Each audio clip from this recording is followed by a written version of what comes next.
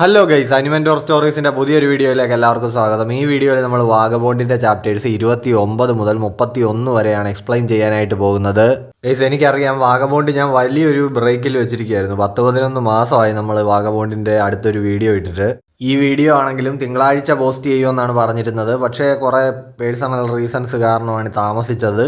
So really sorry guys. അപ്പോൾ ഈ video ഇഷ്ടപ്പെടുകയാണെങ്കിൽ നിങ്ങളെല്ലാവരും ലൈക്ക്, കമൻറ്റ്, ഷെയർ, ഹൈപ്പ് ഒക്കെ ചെയ്ത് നല്ലൊരു സപ്പോർട്ട് തരിക. അതേപോലെ തന്നെ നമ്മുടെ ചാനൽ ഇനിയും സബ്സ്ക്രൈബ് ചെയ്യാനുള്ളവർ ഇപ്പോൾ തന്നെ മറക്കാതെ ഒന്ന് സബ്സ്ക്രൈബ് കൂടി ചെയ്ത് വെച്ചേക്കുക. സോ ഇനി ഒട്ടും തന്നെ സമയങ്ങളെ നമുക്ക് നേരെ നമ്മുടെ ചാപ്റ്റേഴ്സിലേക്ക് കിടക്കാം. സോ ഗൈസ്, അപ്പോൾ റീക്യാപ്പ് വീഡിയോ നിങ്ങളെല്ലാവരും കണ്ടു എന്ന് വിശ്വസിക്കുന്നു. അപ്പോൾ അതിൻ്റെ ബാക്കി തൊട്ടാണ് നമ്മൾ ഈ വീഡിയോയിൽ പറയാനായിട്ട് പോകുന്നത്. ഡെൻഷിച്ചിറോ ഇപ്പോൾ മുസാഷിയോട് പറയുന്നുണ്ട്, ഇവിടെ വേറെ വാളുണ്ട്, നിനക്ക് അത് വെച്ച് ഫൈറ്റ് ചെയ്യണോ? ഞാൻ ഒന്നുകൂടെ ചോദിക്കുക. മുസാഷിക്ക് ഇപ്പോൾ അതിൻ്റെ ആവശ്യമില്ല എന്ന് പറയുന്നുണ്ട്. അവൻ ആ ഉടൻ സോഡ് വെച്ച് തന്നെ ഫൈറ്റ് ചെയ്യാൻ പോവാണ്. ഇപ്പോൾ മുസാഷിയുടെ ആ സോഡ് തട്ടി മാറ്റിയിട്ട് ഡെൻഷിച്ചിറോ അവന് നേരെ ഒരു അറ്റാക്ക് ചെയ്യുന്നുണ്ട്. ഡെൻഷിച്ചിറോ ഇപ്പോൾ മുസാഷിയോട് പറയുന്നുണ്ട്, മിയാമോട്ടോ മുസാഷി, ഒറിജിനൽ സോഡ് ഇല്ലാതെ എന്നോട് ഫൈറ്റ് ചെയ്യാമെന്നൊക്കെ നീ ഇത്ര കോൺഫിഡൻസി പറയുന്നത് സ്ട്രോങ് ആയിട്ടുള്ള ഒരു എതിരാളിയെ നേരിട്ട എക്സ്പീരിയൻസ് നിനക്കില്ലാത്തതുകൊണ്ടാണ്.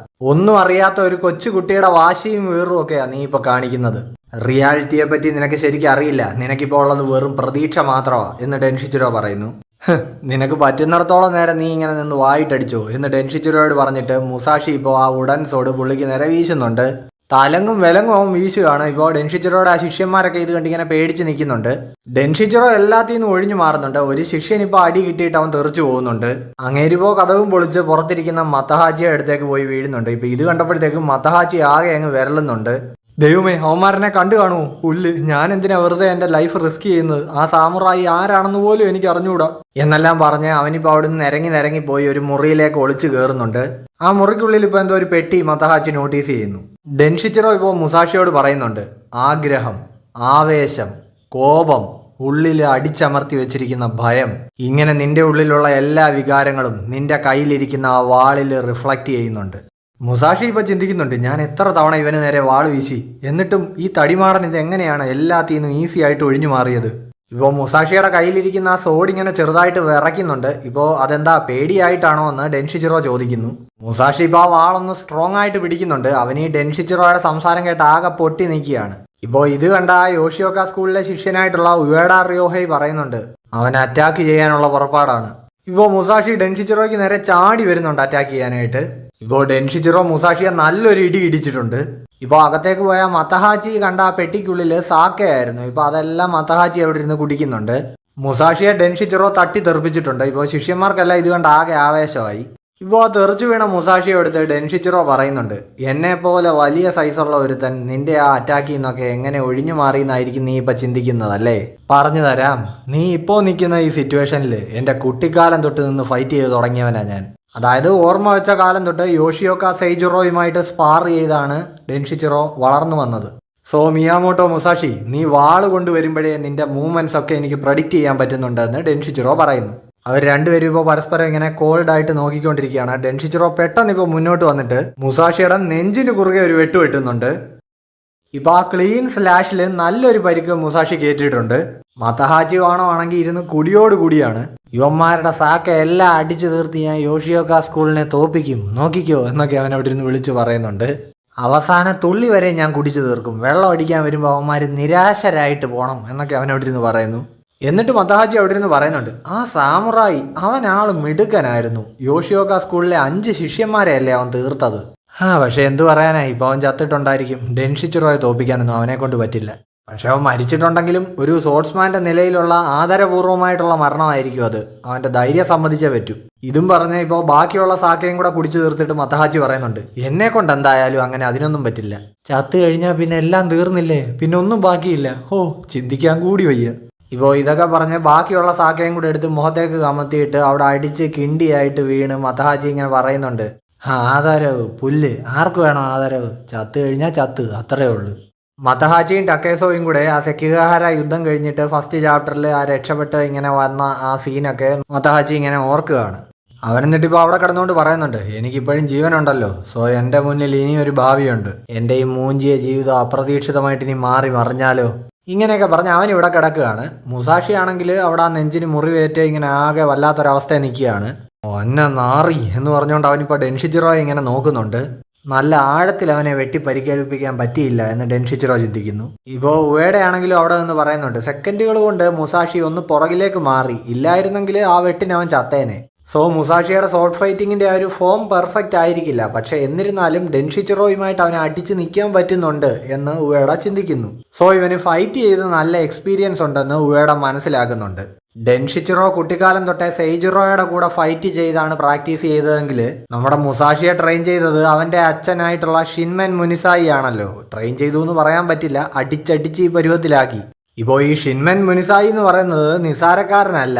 ഈ യോഷിയോക്ക സ്കൂളിൻ്റെ ഫൗണ്ടറായിട്ടുള്ള യോഷിയോക്ക കെംബോ, മാസ്റ്റർ കെംബോയെ തോൽപ്പിച്ച ഒരേ ഒരാളാണ്. ഇപ്പോൾ അവിടെ കൂടി നിൽക്കുന്ന ശിഷ്യന്മാരൊക്കെ ഡെൻഷിച്ചിറോയോട് പറയുന്നുണ്ട്, മാസ്റ്റർ ഒരൊറ്റ വെട്ടുകൂടി വെട്ടി അവനെ തീർക്ക്.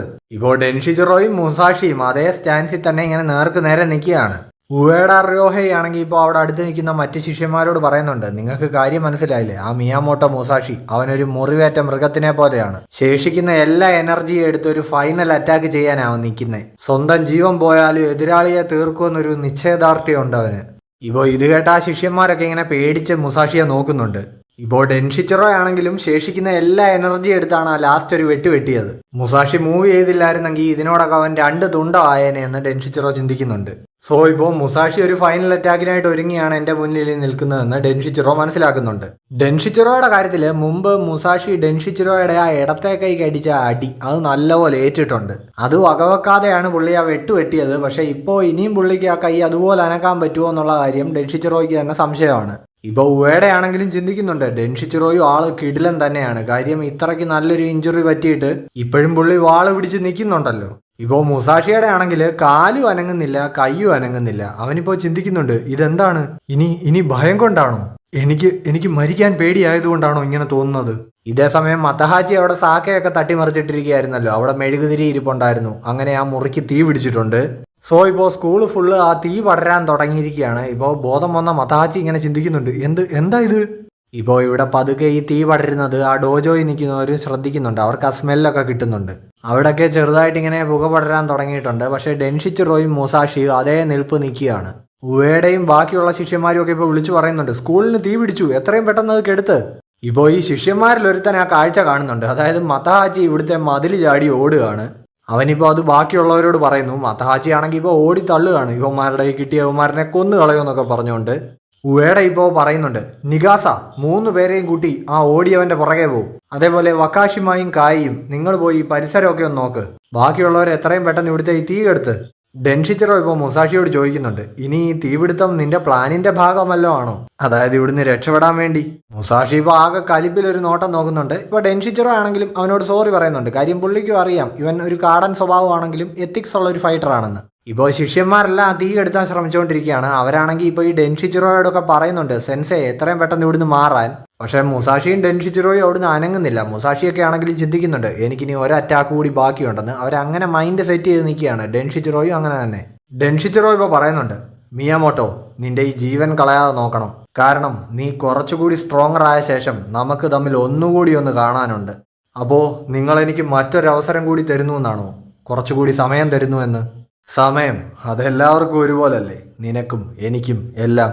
ഇന്നല്ലെങ്കിൽ മറ്റൊരു ദിവസം നിന്നെ ഞാൻ കൊന്നിരിക്കും. അത് ഈ ഡെൻഷിച്ചിറോയുടെ ശപഥമാണ്. അതുവരേക്കും ജീവനോടെ ഇരിക്കാൻ നോക്ക്. സോ ഇവരെല്ലാവരും എത്രയൊക്കെ തീയണയ്ക്കാൻ ശ്രമിച്ചിട്ടും സ്കൂളിപ്പോൾ കത്തി എരിയുകയാണ്. ഓ, ലെജൻഡറി യോഷിയോക്ക സ്കൂൾ കത്തി എരിയുന്നു, എന്തൊരു മനോഹരമായ കാഴ്ച എന്നൊക്കെ കണ്ടുകൊണ്ടിരിക്കുന്ന ഒരുത്തൻ പറയുന്നുണ്ട്. ഒരു തീപിടുത്തം ഉണ്ടാക്കിയവൻ അത് കാണാൻ വേണ്ടിയിട്ട് ആ ക്രൈം നടക്കുന്ന സ്ഥലത്തേക്ക് തന്നെ തിരിച്ചു വരും എന്നാണ് അതിൻ്റെ ഒരു ശാസ്ത്രം എന്നൊക്കെ ഈ നാട്ടുകാരവിടെ നിന്ന് പറയുന്നുണ്ട്. ഇപ്പം മത്തഹാജി ആണെങ്കിൽ ഈ നാട്ടുകാരുടെ ഇടയ്ക്ക് നിന്ന് ഈ തീപിടുത്തം കണ്ടുകൊണ്ടിരിക്കുകയാണ്. അതേസമയം അവിടുത്തെ ശിഷ്യന്മാരൊക്കെ മത്തഹാജിയെ തപ്പി അവിടെ എല്ലാം നടക്കുകയാണ്. ഇപ്പോൾ ദേഹം ഫുള്ള് ചോര ഒഴിച്ച് മുസാഷി അവിടുന്ന് ഇങ്ങനെ ഇറങ്ങി നടന്നു വരുന്നുണ്ട്. നാട്ടുകാരിപ്പോൾ കണ്ടിട്ട് ചോദിക്കുന്നുണ്ട്, ഇതാരാണ്, ഇവന്റെ ദേഹം മുഴുവൻ മുറിവുകളാണല്ലോ, ഇതവനല്ലേ, ഇവൻ ജീവനോടെ ഉണ്ടോ എന്ന് ചോദിച്ച് മത്തഹാജി ഇവൻ ഞെട്ടുന്നുണ്ട്. ഇപ്പോൾ മുസാഷിയുടെ മനസ്സിലാണെങ്കിൽ യോഷിയോക്ക സെയ്ജിറോയും യോഷിയോക്ക ഡെൻഷിച്ചിറോയും മാത്രമേ ഉള്ളൂ. അവർ രണ്ടുപേരും ഭയങ്കര സ്ട്രോങ് ആണ് എന്ന് പറഞ്ഞ് മുസാഷി അലറുന്നുണ്ട്. എന്നിട്ടിപ്പോൾ അല്ല, ഞാനാണ് സ്ട്രോങ്ങർ എന്ന് അവൻ തന്നെ തിരുത്തുന്നുണ്ട്. അവൻ എന്നിട്ടിപ്പോൾ അവിടെ നിന്ന് നടന്ന് നീങ്ങുകയാണ്. ഇപ്പോൾ നാട്ടുകാരിങ്ങനെ ചിന്തിക്കുന്നുണ്ട്, ഇതെന്ത് കോപ്പാ ഇപ്പോൾ ഇവിടെ നടന്നേ.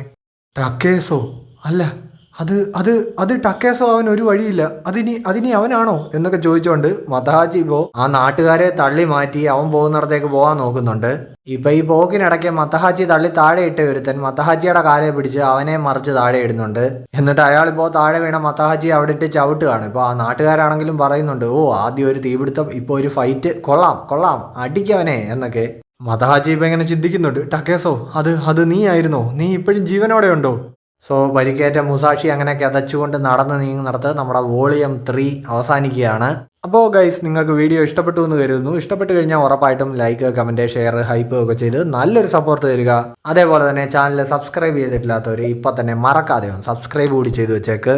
നെക്സ്റ്റ് ചാപ്റ്റേഴ്സുമായിട്ട് നമ്മൾ ഉടൻ തന്നെ വരും. അപ്പോൾ അതുവരേക്കും ബൈ ബൈ.